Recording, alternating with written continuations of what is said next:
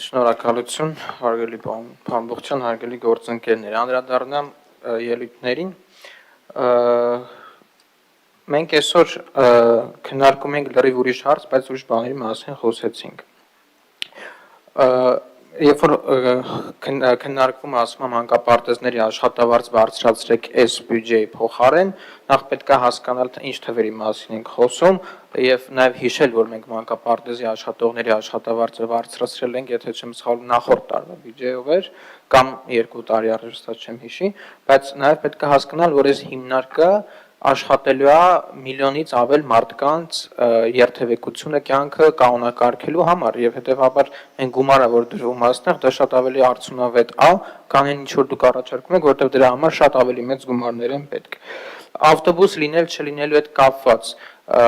Այստեղ պարոն Թորոսյանը հարց է տալի, քաղաքապետը ասում է, որ ավտոբուսներ գնելու ենք եւ ներկայացնում է, որ շուտով քննարկում է լինելու, ներկայացնում է ինչ ֆորմատով է պատրաստվում այդ գնումները իրականացվել, հետո պարոն Մանուկյանը գալի ասում է, Ժողովուրդ ջան, իմացեք ավտոբուս չի լինելու։ Խոսքը հավանաբար երևի ընդամենը 2026 թվականի մասին է, բայց պետք է հիշել, որ դեռ կա 2027 թվական եւ 2028 թվական։ Ինչ վերաբերվում է առհասարակ երթևեկությանը, ես օրինակ չլսեցի որևէ առաջարկ, թե ինչ պետք է անել։ Խոսվեց միայն թե ինչն է վատ, եւ իմ համար գիտեք ինչն է տարօրինակ, որ դուք բոլորը ընդդիմադիր ֆրակցիաները հատկապես մտածում են ինչ անեն, որ մեքենաների համար հարմարավետ պայմաններ ստեղծվեն։ Ասում եք փարքինգներ սարքեք, չգիտեմ, էս արեք, այն արեք։ Ժողովուրդ ջան, ավելի լավ չի առաջարկեք ինչ անենք, որ քաղաքում հեզանիվները շատանա, ինչ անենք, որ ինքնագլորները շատանա, ինչ անենք, որ սկուտերները շատանա, մոպեդները շատանա, այսինքն ձեր մտածելակերպը մերինից դա է տարբերվում։ Ձեր համար մեքենան է միայն տրանսպորտային միջոց։ Այդ որ ասում եք ձի բերեք, ձի պետք չի բերել, ձիուց հետո էլի տենց բաներ են հնարել, դրանից մեկը օրինակ հեծանիվն է։ Իսկն ձին այսօր ամենաժամանակակից տրանսպորտային միջոցը չի, եթե տեղյակ չեք, էլի։ Ինչ վերաբերվում է մի խոսեք, լրեք, ինչ վերաբերվում է վարչապետի հետ կապված խոսույթները, պարոն Թորոսյան, ես չեմ ուզում սա դաշտ մտնեմ, բայց ձեր ղեկավարն էլ հերթեր կանգնած էլի իր հետ խոսելու համար, այնպես որ եկեք այդ դաշտ չմտնենք, ոնց էր արտահայտվում, էլի։ Եվ նաև Ավտոշարասյան հետ կապված, այո, Ավտոշարասյան համար փակվում է ճանապարհներ, եւ դա նորմալ է, որովհետեւ ձեր պես քաղաքական գործիչներն են, որ քաղաքականությամբ զբաղվելու փոխարեն զբաղվում են ինչ-որ շենքերի վերագրոհելով, գիշերներով ինչ-որ բաներ,